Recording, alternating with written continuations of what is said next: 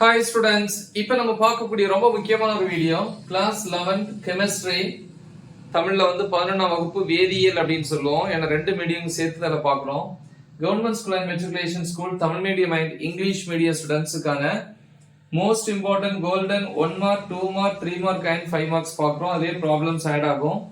இது யூனிட் 9க்கான video. Okay, so இது பப்ளிக் எக்ஸாம் 2025க்கு 100% क्वेश्चंस இதுல தான் கேட்பாங்க.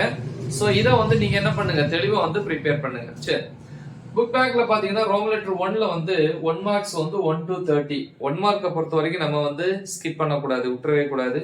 Plus inside 1 marks already upload பண்ணியிருக்கிறேன். சோ அத பாருங்க போதும்.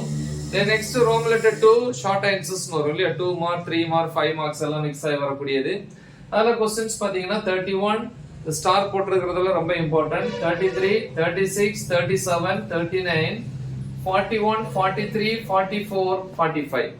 அடிஷனலா முடிஞ்சா क्वेश्चन நம்பர் 34 ஐ சேர்த்து பாருங்க முடிஞ்சா. Okay, the next evaluate yourself, தன் மதிப்பீடு அல்லது சுய மதிப்பீடு அப்படின்னு புக் இன்சைட்ல இருக்கும். அதுல ப்ராப்ளம்ஸ் 2 3 4 12.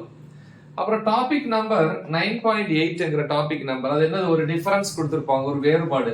சோ அத படிங்க.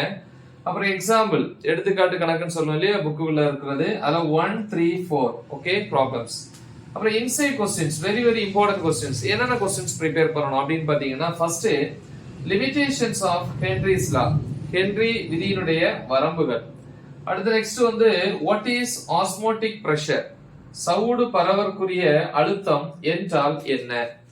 அப்புறம் பாத்தீங்கன்னா வான் ஹாஃப் ஃபேக்டர் ஐ இல்லையா, வாட் இஸ் அப்படின்னு கேட்கலாம். அப்ப வான் ஹாஃப் காரணி என்றால் என்ன. அடுத்து compare Raoult's law with Henry's law, அதாவது ஹென்றி விதியினோட விதி கூட ரால்ஸ் லா என்ன பண்ண சொல்றாங்க, தொடர்பு படுத்த சொல்றாங்க. Okay, next NH3 and HCl do not obey Henry's law.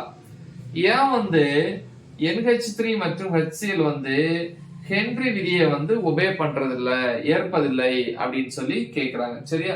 So unit 9 பொறுத்த வரைக்கும் இவ்வளவு क्वेश्चंस மட்டும் நீங்க தெளிவா ப்ரிப்பேர் பண்ணாலே போதும்.